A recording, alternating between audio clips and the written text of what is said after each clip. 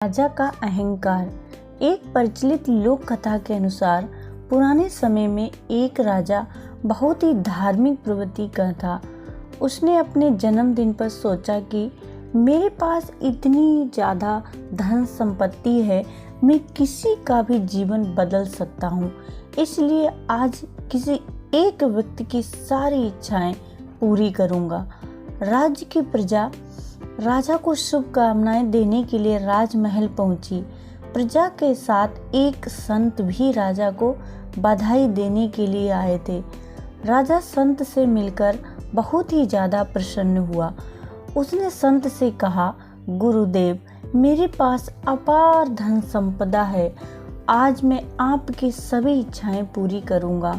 आप जो चाहे मुझसे मांग सकते हैं, मैं आपकी हर इच्छा पूरी करूंगा।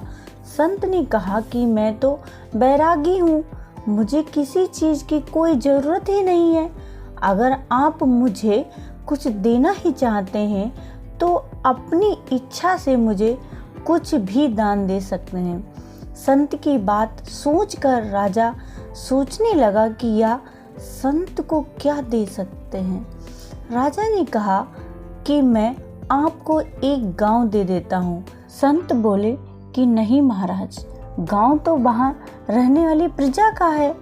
आप तो सिर्फ उस गांव के रक्षक हैं, पालक हैं। राजा ने अपना महल दान करने के लिए बात कही।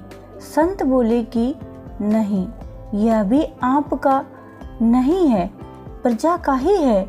यहाँ बैठकर आप प्रजा के लिए न्याय करते हैं, प्रजा की सेवा करते हैं, प्रजा के लिए काम करते हैं। ये आपकी प्रजा की ही संपत्ति है। बहुत सोचने के बाद राजा बोला कि आप मुझे अपना सेवक बना ले, मैं खुद को समर्पित करता हूँ। संत ने कहा कि नहीं महाराज, आप पर तो आपकी पत्नी और बच्चों का अधिकार है, मैं आपको अपनी सेवा में नहीं रख सकता हूँ। ये सुनकर राजा परेशान हो गया। उसने कहा कि गुरुदेव, अब आप ही बताएं मैं क्या करूँ। संत ने कहा कि राजन, आप मुझे सचमुच में कुछ देना चाहते हैं तो आप मुझे अपना अहंकार दे दीजिए। अहंकार का त्याग करें, क्योंकि यही एक ऐसी बुराई है जो इंसान आसानी से नहीं छोड़ पाता। अहंकार की वजह से व्यक्ति के जीवन में कई परेशानियां आती हैं। रावण, कंस और दुर्योधन भी अहंकार की वजह से ही मृत्यु को प्राप्त हुए और उनके वंश का नाश हो गया। ये बातें सुनकर राजा को अपनी गलती का एहसास हो गया। वह अपनी धन संपत्ति का घमंड कर रहा था।